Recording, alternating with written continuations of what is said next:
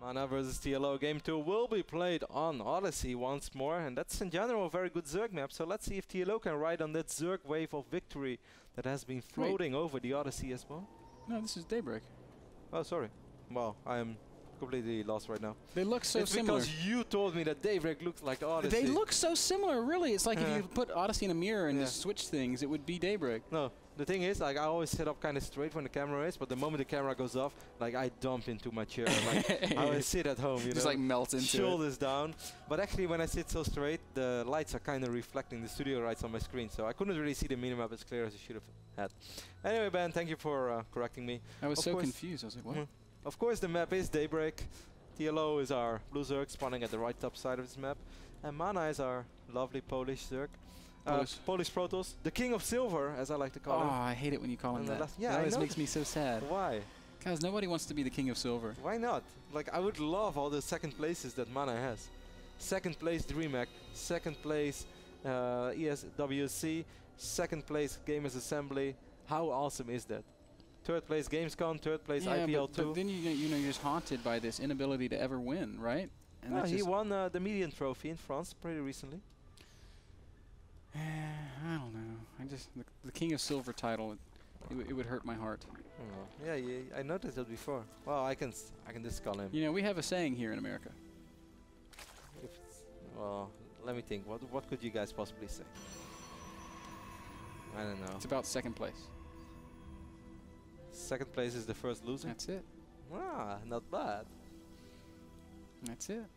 And nobody wants to be the king of second place. I totally disagree with that. I'd be jelly of all second places, man. Mana's definitely a very established, very strong player with a very good pro gamer resume. Yeah, easy. Like, he's very high on the SC2 earnings ranking as well. Just because all those second places, they do matter to your bank account, man. One of those top earning foreigners. Often does very well in the online cups when he chooses to play in them. Yep. Oh, he's going to lose his pro. Wow, that was really nice control there by TLO, but not quite good enough. This time his pool, I didn't actually catch the timing on his spawning pool, but I feel like it was around, it was 12 again. So, all right, so we can now say that he does this intentionally so that he does get this hatch down at 21 every time. Four Zerglings going to make their way over across the map. And Daybreak is an interesting map now, guys, because this is one of those maps where Protoss really have been experimenting with that quick tree-based style. Wydra, one of the guys who loves to do it. Wydra does it at 6 minutes. Don't ask me how that's even possible. Other Protoss players like to do it in 7 or 8. And that's still very different than, for instance, Shakuras, which we just saw, where players often wait till a minute 11 or 12 to actually go up to 3 bases. Yeah, but you've been real critical of that style. You've been saying that you feel like it just doesn't work if a Zerg player takes a fourth and just goes straight to Broodlords. I feel that like when Zergs try to pressure it, you get really interesting games. You get super action-packed games, because Protoss going to need cannons and sentries over here. They're going to need good force fields. Good building placement. Yeah, they're going to need to be on top of their ramp here, and you get a really interesting playstyle. But I feel that if Zerg just sits back, it's like, okay, you go 3 base, that's fine. I go 91 drones and I go up to Broodlords, and now when your first attack comes, I'm going to have Broodlord Infestor ready when I have a few Spine Crawlers as well.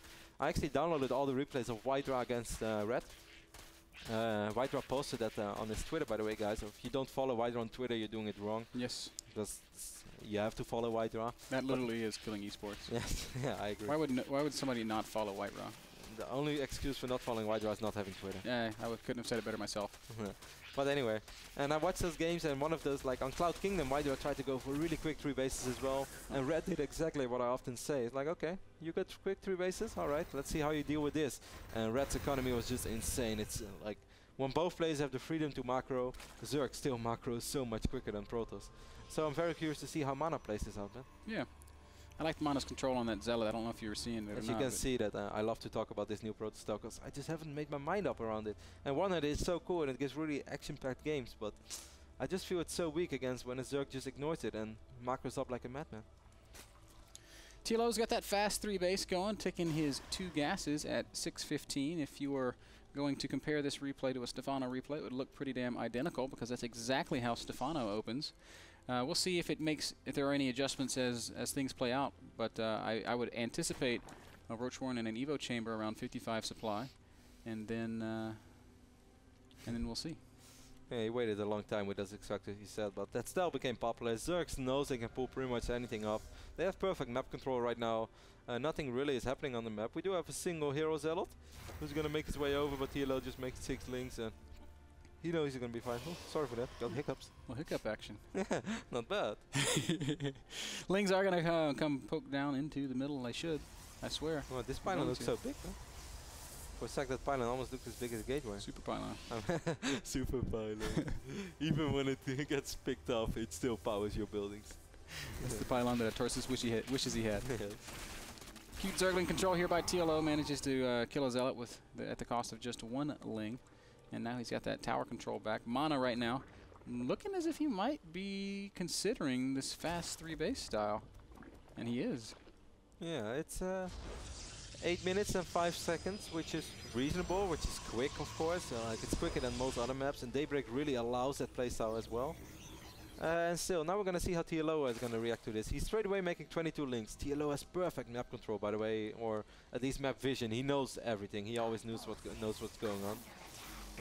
TLO is going to try to punish it, man, and I don't disagree with you. Like when I've run into this style for a long time, I was like, I need to punish this. I can't allow this third to come up. But then after having that first conversation with you, I tried the fast 4th base, and I was like, actually, this is really good.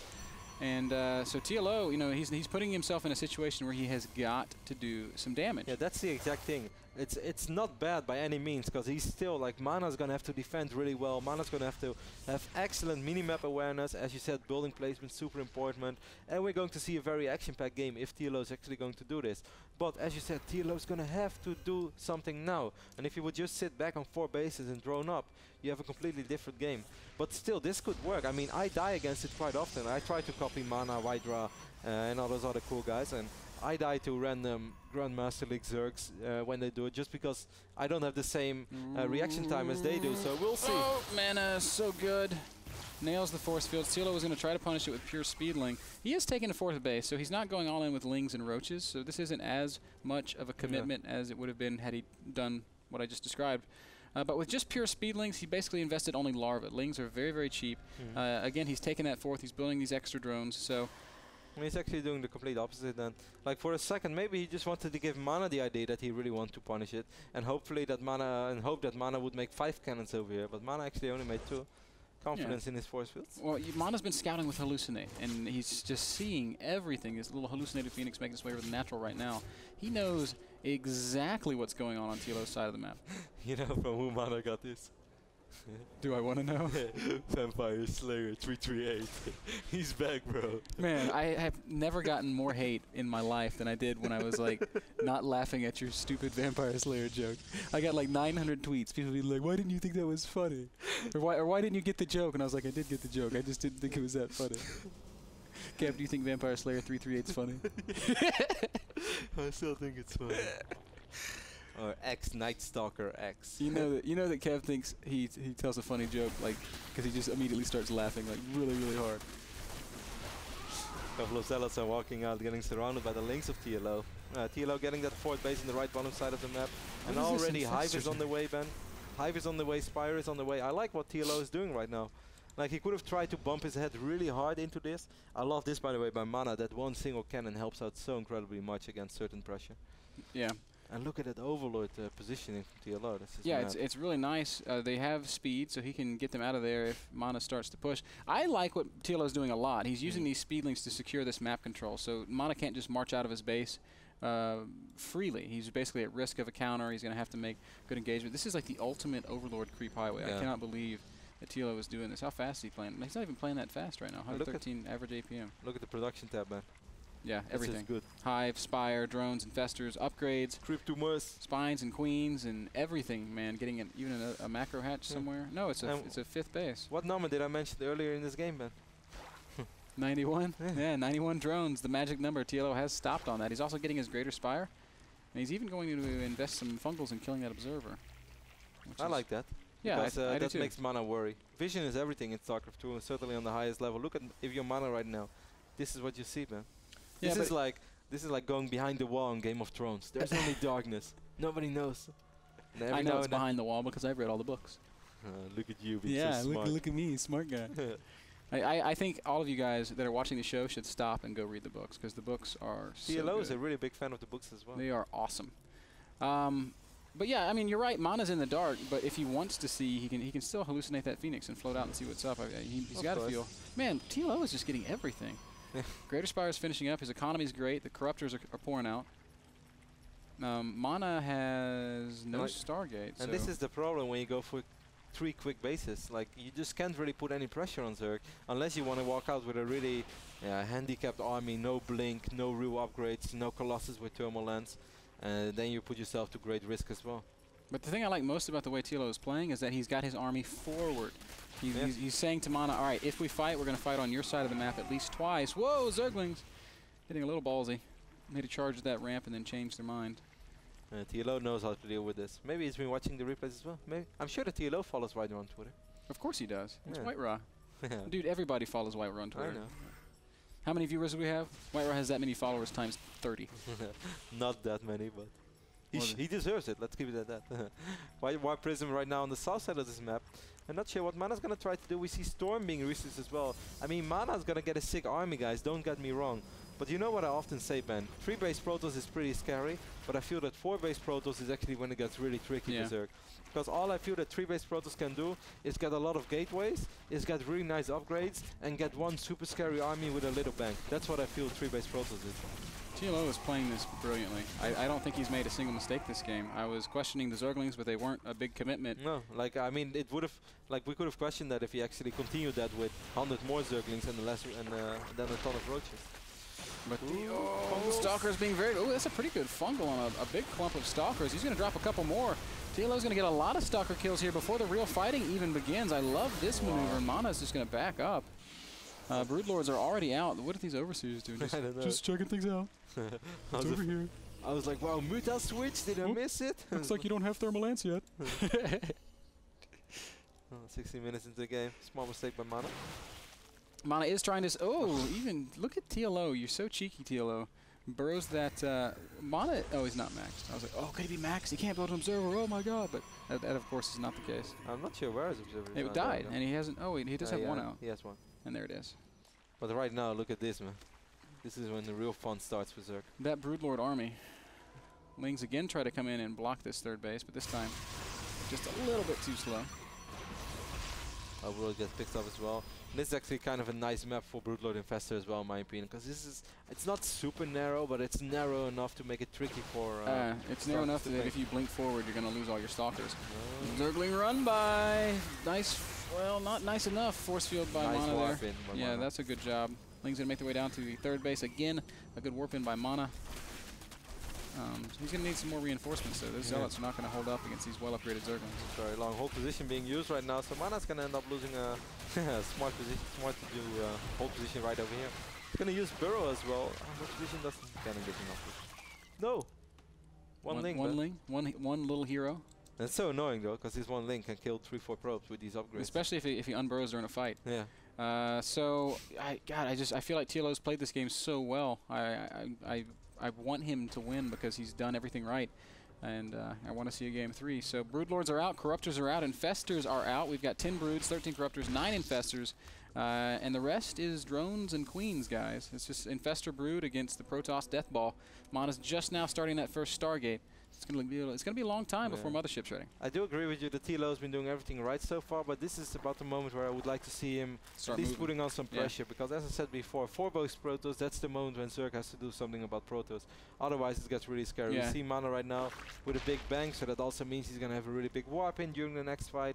And I don't necessarily agree with the choice of adding Ultralisk with his army. I rather just see a lot of roaches below it, but that's just... it is a lot of Stalkers, and with good fungals, 2 Ultras can be very, very annoying for Protoss to deal with. And it also takes away the force field.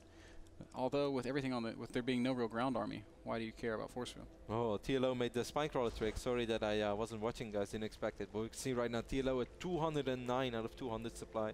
For the people who are not that into StarCraft and don't know how he did it, he just made like 10 evolution chambers or 10 Spinecrawlers at once, then made additional units. Yep. A couple of Zealots making their way across the bottom half the map as TLO starts to push forward. They're going to go put some pressure on at the, well, it'll be tough to get into that Spinecrawler wall. and then he cancels all the buildings, so he already makes the new units, and he goes up to 209 supply. TLO has taken out those middle rocks or debris or whatever the hell they are, and is going to start floating forward. Fleet Beacon is done, so as soon as Mono starts losing some supply, we'll see him start that mothership. I really want to know how many kills this little Zergling is going to get. Do you think he will ever unburrow it? I hope that he does. That little guy could be hard here. to see on the Completely minimap. cleans out the expansion. He's got 3 armor. How much damage does a probe do against 3 armor? Just 2? Yeah, well, hallucination being used, a lot of hallucination being used. I kind of like that. That's But cute. TLO should have overseers. He had overseers all the time. He's going to bring his No, he in as well. fungles the Phoenixes, wasting some energy there. He's also going to have to deal with Void Rays, so Mana being pretty clever. Spore Crawler will offer some detection, but none just yet. Mana being very patient, just backing up to his cannons, not wasting any time, wanting to get that mothership out. It's about 25% complete.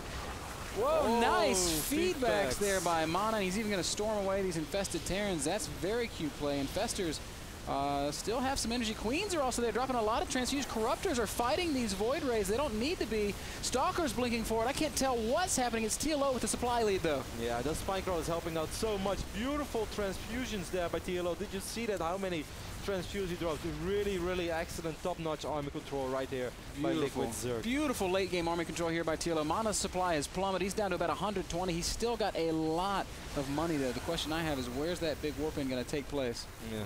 Going to lose these pilots, and if you watch in over here, it's just right below the Broodlord. How many Broodlords do we have left? Still 10 Broodlords left. Mothership is almost out though. Zergling is still chilling. And Mana's just remaxing with Stalkers, so that's going to make these Ultras pretty annoying. There's 2 Ultras out, there's 2 more in production, and we still have 4 Infestors with enough energy to drop some Fungals. Why, TLO, are you backing up? Don't back up, TLO. You missed the last part of Show vs. Dimaga yesterday, right, on Ohana? Yeah, I didn't see it. Yeah, it was really funny. Like, Show killed Dimaga pretty much throughout the entire game, and at one moment he had like 76 Marines, 2 medevacs. Actually, I'm gonna finish the story up. We might see some fungals on this. Maybe gonna fight. TLO's still spreading creep, and he's gonna eventually be able to just deny this 4th base with creep alone. Broodlords will be able to take out in this building command center. Mana's still got a lot of money though. He will max again. We have a mothership, but we don't have enough energy. We also don't have any overseers. No cancel on the Nexus. Mana does have quite a bit of money, but still, that always hurts. And the TLO's next challenge is making sure he doesn't lose everything to a big vortex. Mana's actually pushing forward as if he wants to initiate some kind of a trade. I don't think that he could win that battle at this point of the game. As TLO is sitting on a massive bank, he could remax him whatever he wants. At least he takes out that hatch, and he knows he's gonna have to do something. And he needs to save time anyway for Vortex. He's gonna have Vortex right now while everything is so clumped up. Oh, very clumped up. This is an awkward angle to engage from, though. He does not want to allow that to happen. Ultra's just charging in. I got this, bros! Never mind. Vortex goes Big down. Vortex does go down, but there's a lot of Broodlords behind it, so I'm not sure what all is in there. I think it's mostly Corruptors. 1 or 2 Ultras maybe, and a few Corruptors. Mana's being so patient with this. We see the Fungals going down. Stalkers blinking forward. There is an Ultra in the mix, though, a couple of them, and they're going to really do a lot of damage to these Stalkers. The Broodlords still doing a great job. Corruptors pop out of that Vortex and make short work of the Colossi, and still it's TLO with the big supply lead, 190 supply to just 90. Mana running out of money. He's used up that big bank. He's got 200 minerals and no gas. And like, look at this fight. It's so funny because right now it's Pro Tours think like, that wasn't good, but maybe. But if you look at the supply tab, you know better. Oh yeah, look at the production tab in particular, Kev. Yeah. 11 Ultras. Not crazy about it being 11 Ultras. I would like to have seen maybe 4 Ultras and the rest Roach Zergling. Oh, I guess there's already some Roachling out. This is not a fight that you want to take against all those Archons and big Stalkers. TLO's sacrificing a few units. Maybe he just wants more supply room because he just started up some Infestors. He did pick up 1 Archon. More Ultras going into production. 8 Infestors, 5 Queens even, so. Man, I'm so sad that we don't see this Ling in action. I'm really focused on the Ling. Yeah, man, he should definitely pop up and start chewing away on those probes. But I don't think it's going to be an issue, Kev, as TLO does have these Ultras all popping out, and here comes the Rhino squad. The Unicorn squad. You know, unicorns do exist. They're just gray and fat. We call them rhinos. Actually, it's a unicorn. I want to sing the Unicorn Attack song, but I can't remember how it goes. Always, I want to be with you. Harmony, harmony, oh love. Greatest game ever outside of StarCraft, of course. Robot Unicorn Attack. Cloud and Nani are 2 absolute experts in this game. I've tried for years to defeat their high scores. Not Rank 1 possible. Grandmaster. Yes. No, they're like the Flash. Like, Grandmaster's getting boring. When do I get promoted? That's not Cloud and Naniwa. It's like 24 hours later. When does this game end? Yeah, Robot Unicorn Attack. Cloud and Naniwa is like, when does this game finish? Goes like lightning speed fast. Yeah, it's just like a blur on the screen. Yeah. They've got tears coming out. Rainbows coming out of their mouth. Coach, I'm tired. No, guys, you're only at 3,484,000. Mana not ready to give it up. He's still mining in that third, and I don't know where he's going to go after that, as this middle fourth has been creeped. TLO's taking the top left, and Mana has no real way to get to this center expand. That's literally nothing that Mana can do. Yeah, the spines are hoping there. for a small miracle. He's going to move out once more, but when there are spines and creeps down the ramp and you don't have any additional bases than your original tree, you know you're in trouble, man. Here we go. TLO spreading out for this final engagement. Maybe we'll see some sick neural parasites. Here we go. Ultra's coming from several angles. Nice feedbacks. Big Fungal's going to go down, locking these Stalkers in place. They do blink back, but TLO just has so much Immortals and Archons trying to be heroes. But there's only so many Ultralisks that you can kill with a Stalker-based army. Sometimes there's just no room for a hero, man. Yeah. Queen's going to march forward, try to drop some transfusions. TLO actually backs off of that, so Mana. Because there's a cannon and an Immortal. The Immortal's like, what, you guys need a hero? Here I am. And the Ultras are like, oh no. The Immortal is just like chasing. He's like, let's do this. But of course, TLO still has a lot of money. He's going to remax once more. He's getting Broodlords as well. Fungals land, and Mana calls GG. TLO wins this second map on Odyssey. Nice game there. Yes. On Odyssey. So let's take a look at one of the finer moments. Yep, the crowning moment of TLO's dominance. The big fight in the middle of the map, as we saw tons of hallucinated Void Raids there. TLO doesn't know their hallucinations. The Corruptors are going to do more shooting at Phoenixes and Void Raids than they do at Colossi, but great feedback's about to happen as the Infestors march forward. This was such a huge fight, man, and these TLO really exercised immaculate control, though. Like the stuff in the back on hold position. Queens coming forward. They're going to start dropping those transfusions. I agree with you, but then again, I also really don't think that this is a fight that Mana can possibly win. With those spine crawlers. Yeah, not without a mothership. I think you're pretty much spot on. That's a very, very difficult army to deal with. Of course, with motherships and Archons, it's a whole different ballgame. But with the current army that Mana has, there's just no way of dealing with that army. Very well played on TLO's side of the map. Mana really hung in there for a long time, but ultimately it was for naught. Got some long games today, man. Yeah, man. And the last map. I like it when we get good games. What is the last map going to be? What else could it be than Ohana? Ohana, our favorite. So this one's guaranteed to go 55 minutes. Guys, that last game brought to you by Azo monitors. Some of the best high-performance gaming monitors on the planet. We're going to take a very short commercial break, and then we'll be back with Game 3, TLO versus Mana.